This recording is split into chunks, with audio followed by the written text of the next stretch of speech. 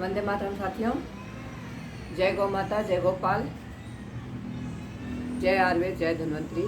मैं नीलम रसोपचार से नीलम आहूजा।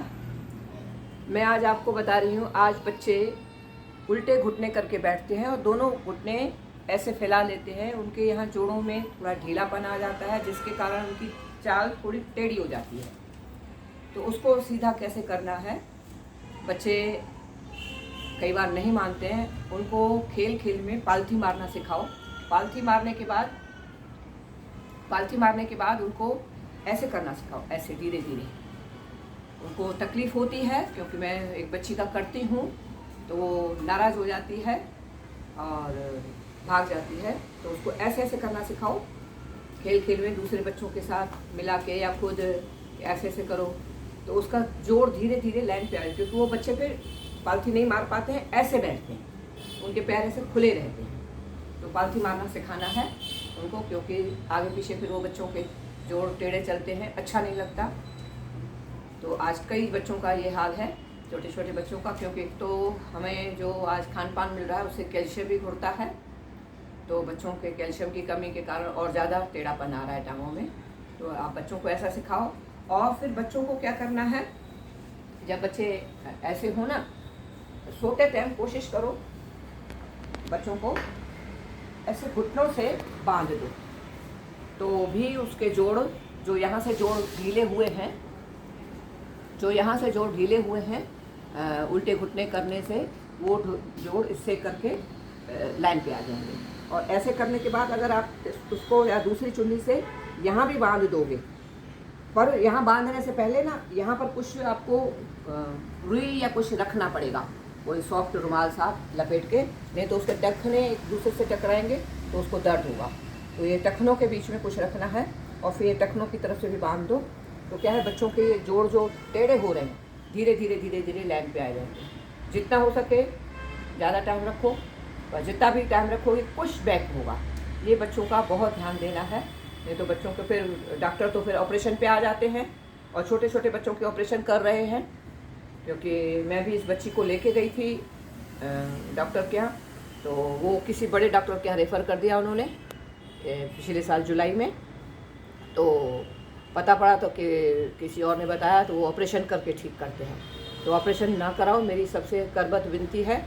केवल आप ऐसे घुटने पालथी मार के ऐसे करने से, और घुटनों को ऐसे ऐसे पालथी मार के करने से, और घुटनों को बांधने से, यहाँ टखनों के बीच में थोड़ी कोई सॉफ्ट सा रुमाल रख के और या टखने बांध से आपके बिल्कुल लाइन पे आ जाएंगे बच्चों के घुटने पैर। तो माता जी किस एज में किया जा सकता है ये जैसे बच्चे 1.5-2 साल के, वैसे तो बच्चे जब बैठना सीखते हैं ना, तो शुरू से ही वो वज्रासन में ही बैठते हैं, पर वो वज्रासन में बैठते बैठते ऐसे हो जाते हैं, उनके पैर बिल्कुल ही अलग से हो जाते हैं, ऐसे अलग से पैर उनके हो जाते हैं। तो इसके कारण इनके ये जोड़, थाई वाला जोड़ ना, उनका थोड़ा ढीला पड़ जाता है, जिसके कारण वो पालथी नहीं मार पाते, और उनकी चाल में भी थोड़ा तिरछापन आ जाता है।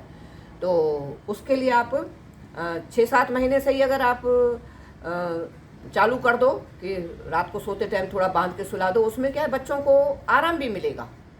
छोटे बच्चे होंगे ना, थोड़ा दबा दुबू के तेल लगा के और आप बांध के सुला दोगे ना, तो बच्चों की जो सारा दिन फिर दौड़ धूप कर रहे हैं ना, उससे बच्चे थक जाते हैं। तो उसको करने से आराम भी मिलेगा, और टांगें भी धीरे धीरे जो तिरछापन आ रहा है वो सेट हो जाएगा। अब मैं आपको सिखा रही हूँ कि आज हमारा कहीं मोच आ जाए तो वो मोच कैसे ठीक की जाए। तो मोच ठीक करने के लिए आपको कहीं जाना नहीं पड़ेगा, घर बैठे ही हम मोच ठीक करें तो ज़्यादा बेहतर रहेगा। थोड़ा सा तेल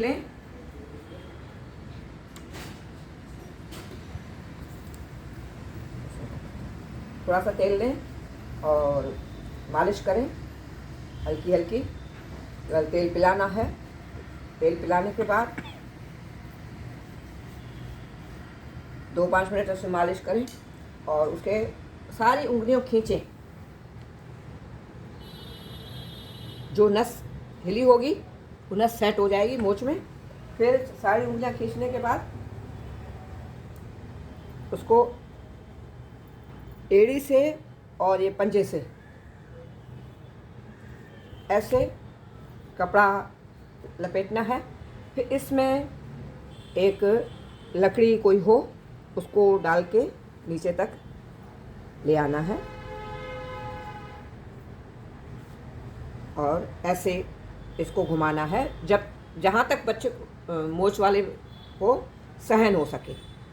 नीचे रखिए, जहाँ तक सहन हो सके बता देना, जब दर्द ज़्यादा हो ना बता देना। ऐसे करना है, हैं? फिर वापस ऐसे करना है,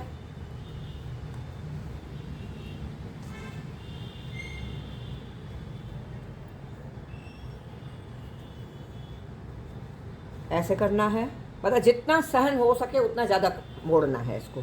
ऐसे 11 बार करोगे, मोच ठिकाने आ जाएगी। फिर दोबारा थोड़ा सा हल्का सा तेल आप मल दो उसको 11 बार करने के बाद। और फिर उसके बाद पैर को झटकाओ, उठ खड़े होके ना टांग को झटका दो, ऐसे पैर को झटका दो। इससे आपकी मोच ठीक हो जाएगी। आपको कहीं भटकने की ज़रूरत नहीं है, घर बैठे। कई बार क्या होता है, ऐसा मोच कराने जाते हैं, गलती तो मोच वाले की नहीं होती है पर होने की किस्मत होती है। तो कई बार अगर वहाँ पर दबाव ज़्यादा आ गया मोच सेट करने में, क्योंकि वो सेट करते हैं तो थोड़ा मालिश से उसको जगह पे लाते हैं, उसमें अगर दबाव ज़्यादा आ गया तो एक भाई का क्या हुआ था ना, दबाव ज़्यादा आने से मांस फट गया था अंदर। वो कम से कम 20-25 लाख लगा चुका है, फिर भी टांग में फ़र्क रह गया है। ऑपरेशन कराया, ये वो, मतलब बहुत बुरी हालत में आ गया। तो मैं कहूँगी ऐसे क्या है, इससे जो हम दबाव देंगे इससे मांस फटने का डर नहीं रहेगा। तो इसलिए आप घर बैठे करो, कहीं भटकने की भी ज़रूरत नहीं है। पैसा भी लगता है, टाइम भी लगता है और कभी कभी नुकसान हो जाता है। इसलिए आप घर बैठे खुद सीखो। धन्यवाद। वंदे मातरम।